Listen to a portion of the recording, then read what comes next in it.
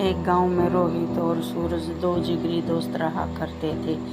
गांव में उनके लिए कोई अच्छा काम नहीं था, इसलिए वो दोनों शहर जाकर काम करने का सोचा और अगले दिन दोनों काम की तलाश में निकल गए शहर की ओर। शहर गांव से बहुत दूर था।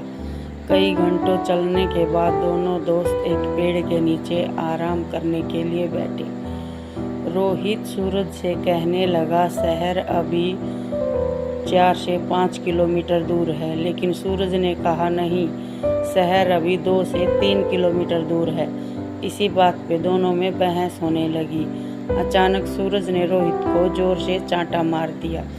रोहित शांत स्वभाव का था, इसलिए उसने सूरज से कुछ नहीं कहा और एक लकड़ी लेकर जमीन पर लिखने लगा, आज मेरा जिगरी दोस्त ने मुझे चांटा मारा।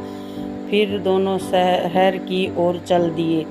जब कोई किसी से बात नहीं कर रहा था, रास्ते में एक छोटी सी नदी आई जिसे उनको पार करके जाना था।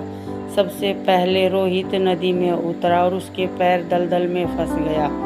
उसने सूरज से मदद मांगी और सूरज जल्दी से भागकर रोहित के पास गया और उसे दलदल से बाहर निकाला। फिर दोनों एक साथ नदी पार किया। कुछ देर दूर जाने के बाद रोहित को एक दीवार नजर आया। उसने एक पत्थर ढूंढ के दीवार पे लिखने लगा, आज मेरे जिगरी दोस्त ने मेरी जान बचाई।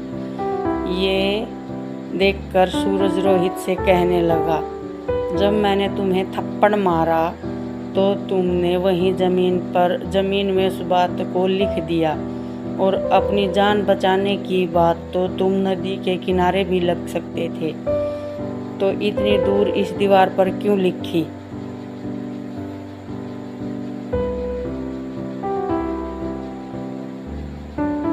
तब रोहित ने जवाब दिया कि किसी की बुरी बातें या बुरा करा हुआ कुछ भी अपने मन में जमा करके नहीं रखना चाहिए।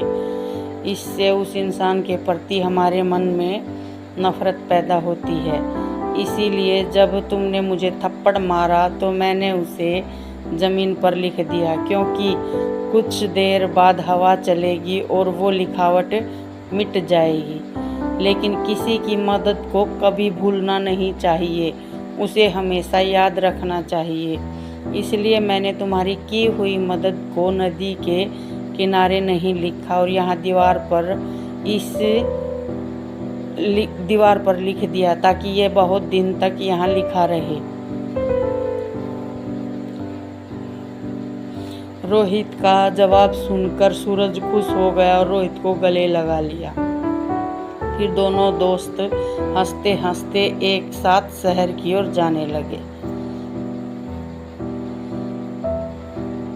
हमारी कहानी अच्छी लगे तो लाइक और सब्सक्राइब करना। धन्यवाद।